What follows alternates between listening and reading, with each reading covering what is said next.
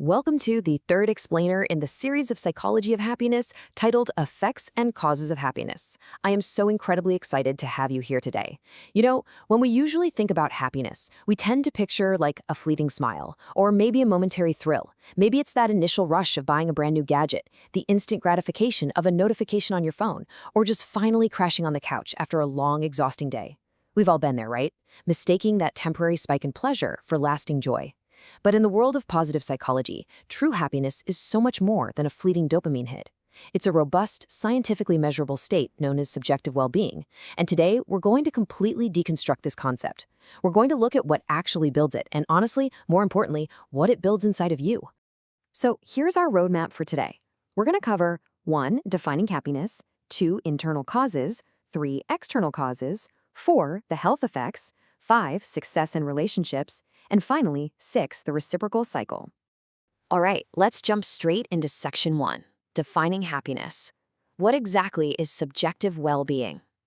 Before we can truly understand the causes and the effects, we've got to view happiness not just as an emotion, but as a comprehensive, measurable state of being. Take a look at this quote from Ed Diener. He was a real pioneer in the field back in 1984, and this completely broadens our everyday definition. He defines subjective well-being as encompassing your emotional responses, your domain satisfactions, and your global judgments of life satisfaction. To unpack that just a bit, domain satisfactions basically means how you evaluate specific major areas of your life, like how fulfilled you feel in your marriage, how engaged you are with your career, or how secure you feel financially. Basically, a genuinely happy person isn't just someone who feels momentary pleasure.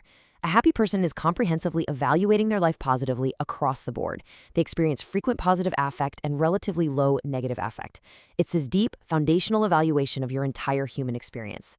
Now, there are really two sides to the happiness coin. On the hedonic side, we have your pleasure, your enjoyment, the great meal you just ate, or a really fun movie you just watched. But on the eudaimonic side, and this is absolutely crucial, it's all about meaning, virtue, purpose, and self-realization. Psychologist Carol Reif argued powerfully that true psychological well-being requires these deeper dimensions. Take something called environmental mastery, for example. This is a eudaimonic concept that means you feel capable of managing your life, shaping your surroundings to match your values, and navigating daily complexities without just feeling constantly overwhelmed. It's that profound sense of competence. If you only chase hedonic pleasure, like endlessly scrolling social media or eating junk food, you might feel good in the moment for sure, but you're missing half the equation. True, sustainable happiness requires both that temporary enjoyment and deep, purposeful flourishing. Moving right along to section 2, internal causes, the biology and psychology of joy. Okay, we have to acknowledge that biology plays a massive role here. Factors like your temperament, your nervous system functioning, and your emotional reactivity set a sort of baseline for you.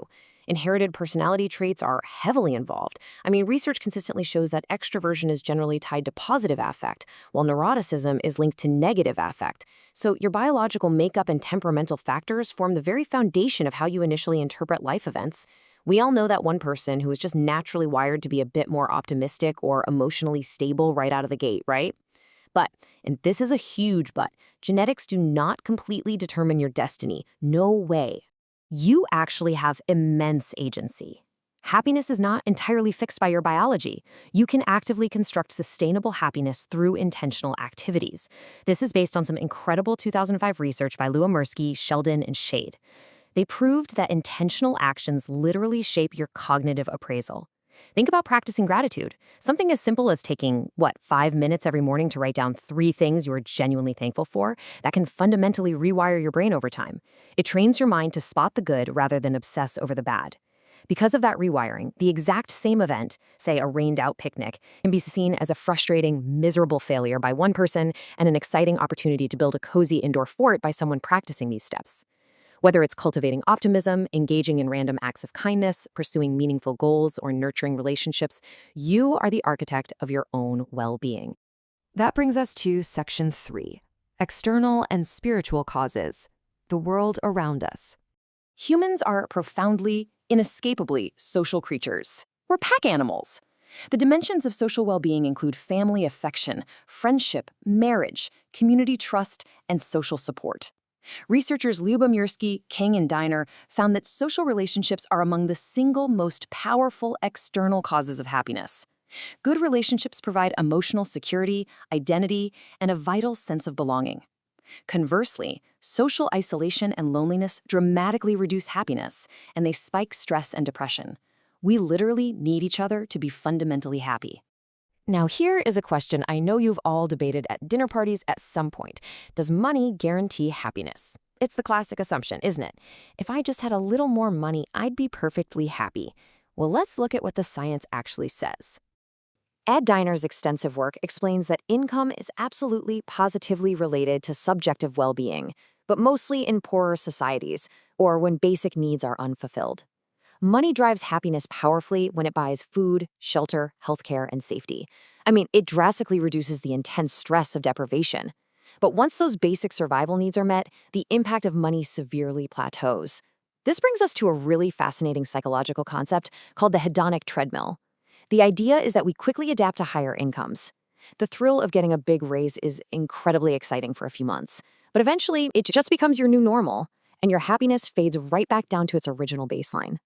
Beyond a certain point, a bigger paycheck just won't make you happier. What matters far more at that point are the things money can't buy: your relationships, your physical health, your values, and your sense of purpose. Our external world also includes culture, morality, and spirituality. And culture actually dictates how we even define joy in the first place. In many Western societies, happiness is highly individualistic. It's often associated with personal achievement, like getting a massive promotion or standing out from the crowd. But in many Eastern collectivistic cultures, joy is deeply tied to group harmony, fulfilling familial duties, and blending in rather than standing out.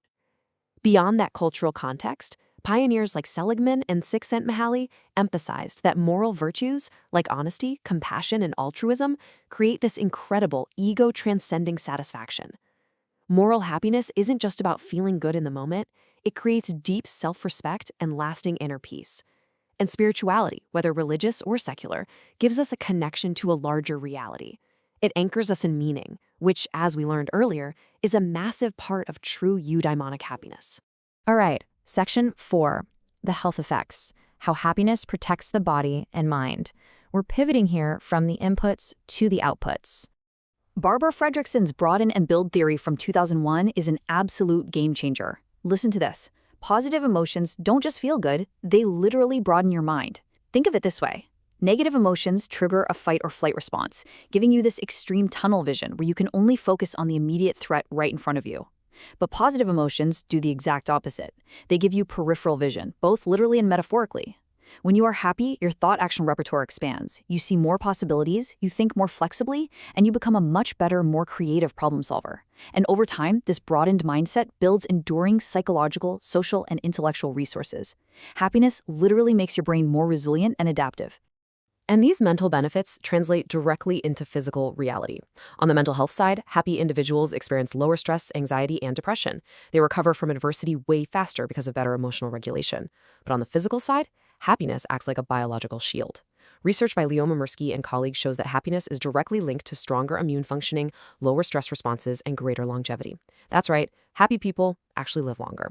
They make healthier lifestyle choices, they sleep better, and they have physiological responses that literally protect the body from disease right down on a cellular level. Section 5, Success and Relationships, the Social and Professional Dividends. Now, here's a complete paradigm shift. We usually think, once I am successful, then I will be happy. Like once I get the job or buy the house, then the happiness will arrive. Well, the research proves the exact opposite is true. Happiness fuels success. Happy people are naturally more sociable, forgiving, and cooperative, which attracts stronger relationships and better marriages. In the workplace, positive affect boosts confidence, leadership, and work performance. In schools, it increases curiosity and academic engagement. Success does not merely produce happiness. It's that happy people naturally generate more success because their brains are broadened, their bodies are energized, and they inherently draw other people toward them like a magnet. Which brings us to our final core concept, Section 6, the reciprocal cycle, the engine of well-being. This reciprocal cycle is the true engine of well-being. Good health, strong relationships, and a sense of purpose cause you to feel joy.